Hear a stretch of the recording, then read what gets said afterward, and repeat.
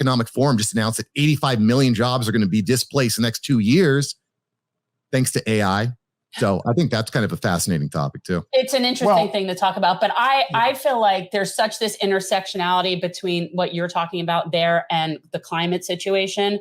And I was just talking about this book I'm reading, and what really sort of freaks me out is we're talking about jobs that are basically just cogs in a machine of industrialization. It's not like what you're saying where it's people are really thriving, right? It's people even with jobs are just struggling to get by. And when you talk about it from that perspective, it's kind of like what you were talking about, how people are just really unhappy. And I think that's a huge, huge problem. And when you talk about things like losing their jobs, and it's like, what are they going to be relegated to now? And what if people were already doing what they wanted to do?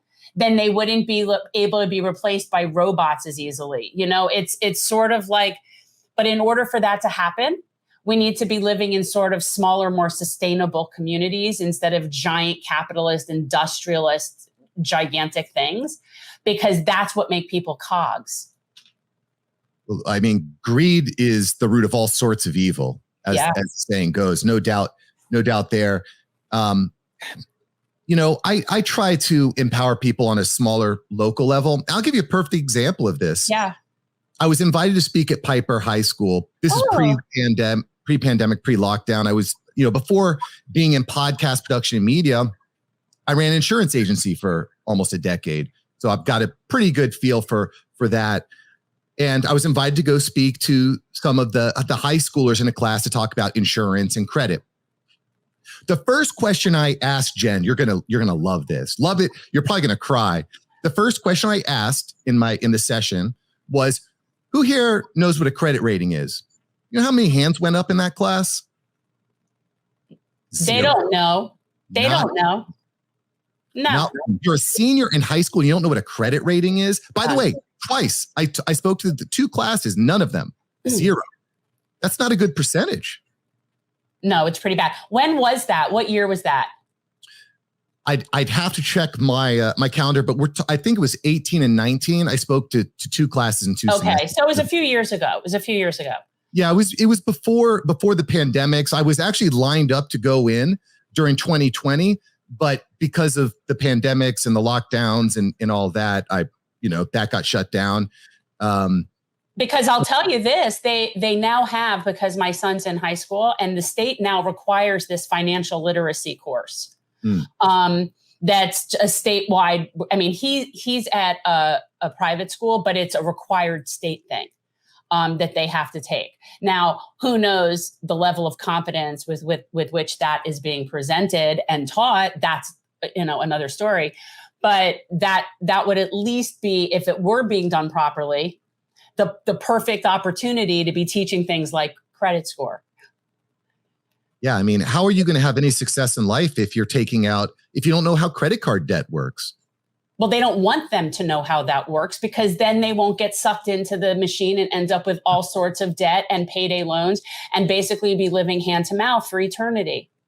Yeah, they won't be able to be good serfs if they're able to actually have, generational wealth. And this is where the intersection between the progressive left and the libertarian side of politics really tends to intersect, because there's this belief of some sort that people, especially people on the right, think that people on the left want to be dependent on government. No, that's not what it is at all. In fact, the less government, the better, because the idea is to not entrench you into a system. The government is supposed to be working for us, not the other way around.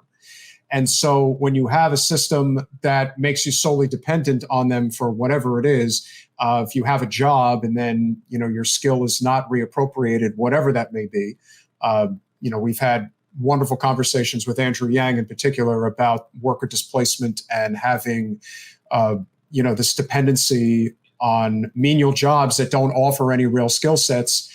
I think it goes without saying that the knowledge is power. And the things that you are doing that we also learned from Roberto when he was on are the types of things that everyday people really should know and understand. And it's completely nonpartisan.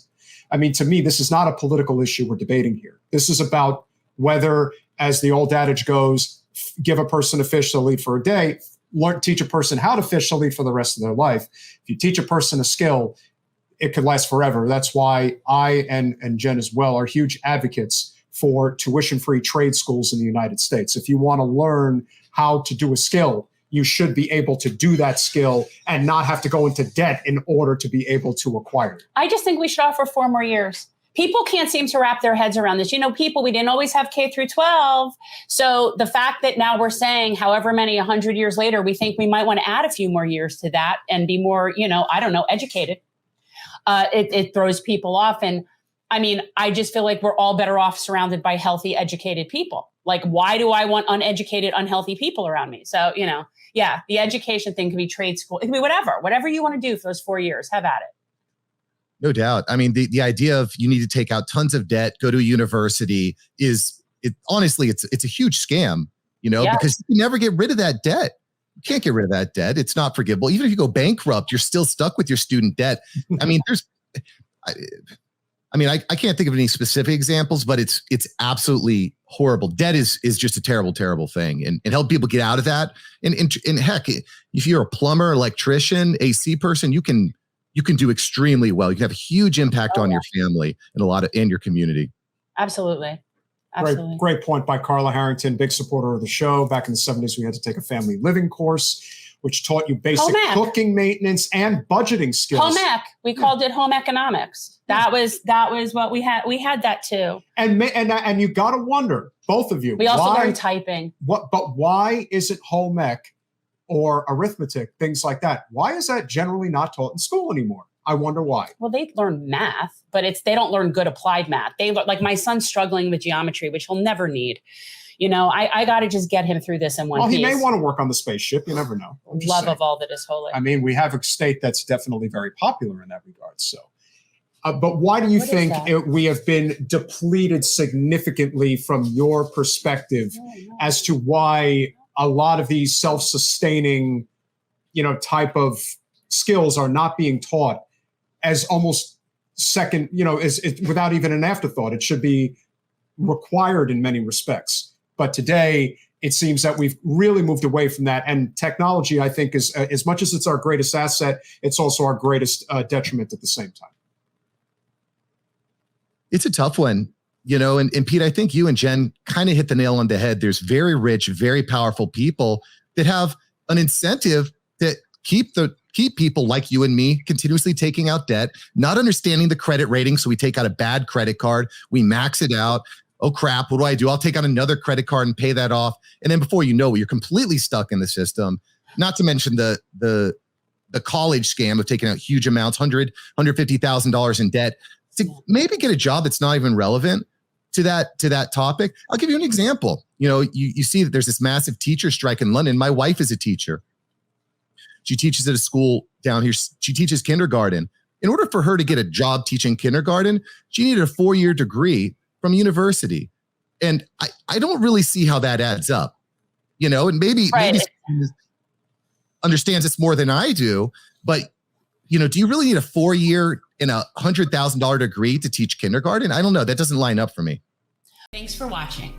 If you want to support our mission to transform politics into service, please like this video, subscribe, follow us on social media, and consider joining our Patreon, where you'll get early access to our interviews as well as other exclusive content. Links are in the description. Peace out.